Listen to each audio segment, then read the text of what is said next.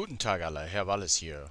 Heute wollte ich kurz über reflexive Pronomen sprechen. Today I wanted to talk to you again about reflexive pronouns.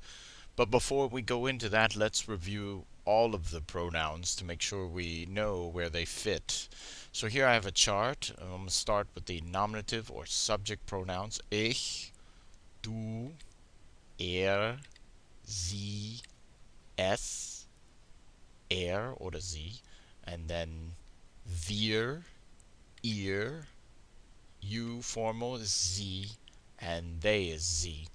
Now I should make note of the fact that for it, the reason why there are three different pronouns there is because that in German, if you are referring back to a noun that is masculine, you might be able to use the pronoun er to refer to it, especially in context when you mentioned it before, or s for neuter nouns, or z for feminine nouns. Okay, when it's a direct object, then it's accusative in German, so the pronouns change. And these only change in certain cases here, as you see with the English, which I already have here. Mich, dich, ihn, sie, and for it, just like in the subject pronouns, you can refer back to it depending on whether it's a masculine, neuter, or feminine noun, so therefore there are three different ways to do that. Uns, euch, sie, and sie. I always tell my students that the good news is, and when there are direct objects, all the z's stay z. So in other words, z is still z, and then across the board so. So the dative are the indirect object pronouns. So these change yet again. In English they do not, as you can see. But in German it goes to mir, dir, ihm, ihr, and then of course, depending on the gender of the noun you're referring back to, and then uns, euch, ihnen, and ihnen. Okay, now for the reflexive, which is what we're going to concentrate on today, for myself and yourself, the reflexive pronoun, when it acts as a direct object, is going to be accusative, but when the reflexive pronoun is acting in the role of the indirect object, it will be dative. So thus, for myself, it could be mich if the reflexive pronoun is fulfilling the role of the direct object, or it could be mir if it's fulfilling the role of an indirect object. Dich und dir, and then for himself and herself and itself, it's very easy in German, it's just sich. And then ourselves is uns and euch. This doesn't change across the board there from the accusative dative to the reflexive. And then it's sich also for yourself and themselves. So the reflexive pronoun a lot of times is referred to as sich, and if you were to look up a verb in a dictionary, and if it says s period in front of the verb, that you know that it's a reflexive verb. So it's going to take a reflexive direct or indirect object. Okay. So here's some examples of some sentences, and then I'm just asking you to fill in with the correct reflexive pronoun. In the first example, however, it's not really a reflexive pronoun, it's just a reflexive pronoun used as an indirect object, which would make it a dative pronoun. So this is going to be dir if it's informal, or ihnen if it's formal. And so we're just using some of the pronouns here in general here. These are actually not reflexive. It's a mixture of reflexive and non-reflexive. So here in number 2, du is the pronoun because it's fulfilling the role of subject, so nominative case.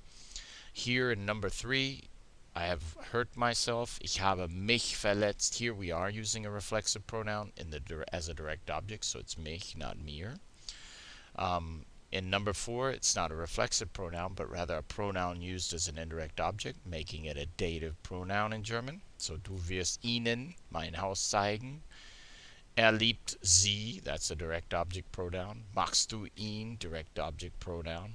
Hat sich vorgestellt. Now this is a reflexive, he has introduced himself. Ich werde euch die Wahrheit sagen. This is going to be euch here is used as an indirect object pronoun. Ich kann mich nicht hören. I can't hear myself. Du hast dir ein Auto gekauft. Or if it's formal, would be Sie haben ihnen ein Auto gekauft.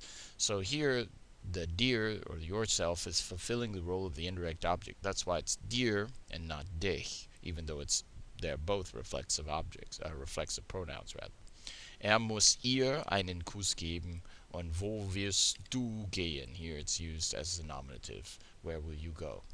Okay, so let's take some examples here and translate these sentences into English if we were doing them. Ich werde dir die Antwort zeigen, is I will show you the answer. Hat sich einen Computer gewonnen. He has won himself a computer. Wir haben uns ein Haus gebaut. We have built ourselves a house. Hat sich versteckt. He has hidden himself.